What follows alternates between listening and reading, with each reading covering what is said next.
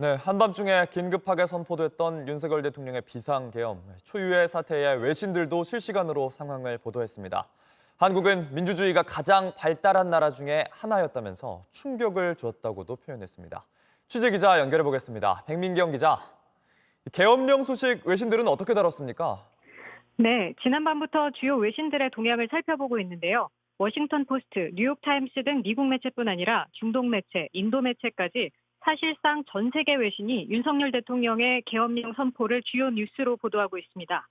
CNN은 국회에 군인들이 대치 중인 모습을 중계했습니다. 그러면서 한국 대통령이 마지막으로 계엄령을 선포한 건 1980년으로 이 조치로 고통스럽고 권위주의적인 과거의 기억을 되살렸다고 평가했습니다. 프랑스 르몽드도 홈페이지에 군인들이 창문을 깨고 국회에 진입하는 모습을 게시했습니다.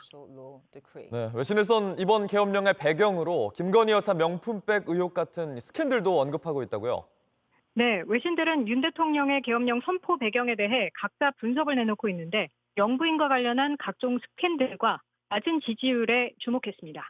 BBC는 윤 대통령이 주가 조작 의혹과 명품 가방 수령 의혹을 받는 아내 논란과 스캔들로 낮은 지지율에 직면했다고 설명했습니다.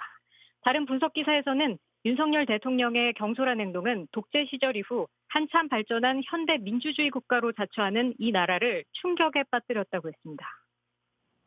네, 일본에선 쿠데타 같다 이런 표현도 나왔는데 각국에선 어떤 입장 내놓고 있습니까?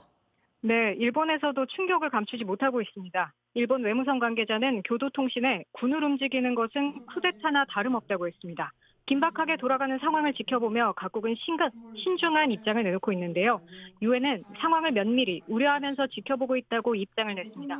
영국 외무부는 자국민들에게 현지 당국의 조언을 따르고 정치적 시위를 피하라고 경고했습니다. 독일 외무부는 소셜미디어에 큰 우려를 갖고 면밀히 지켜보고 있다며 민주주의는 승리해야 한다고 썼습니다. 네, 경제에도 상당히 영향이 컸는데 특히 가상화폐 시장이 출렁였죠. 네, 비트코인은 비상계엄 선포 직전까지만 해도 1억 3천만 원대에서 거래됐는데요. 선포 이후 30여 분 만에 8,800만 원대까지 급락했습니다. 이후 국회 비상계엄 해제 요구안 가결 직후 빠르게 회복해 본래 1억 3천만 원 선으로 돌아왔습니다. 국내 가상자산 거래소인 업비트, 빗썸, 코인원 애플리케이션과 홈페이지에서는 매수 매도 주문이 체결되지 않는 장애가 발생하기도 했습니다. 지금까지 보도국에서 JTBC 백민경입니다.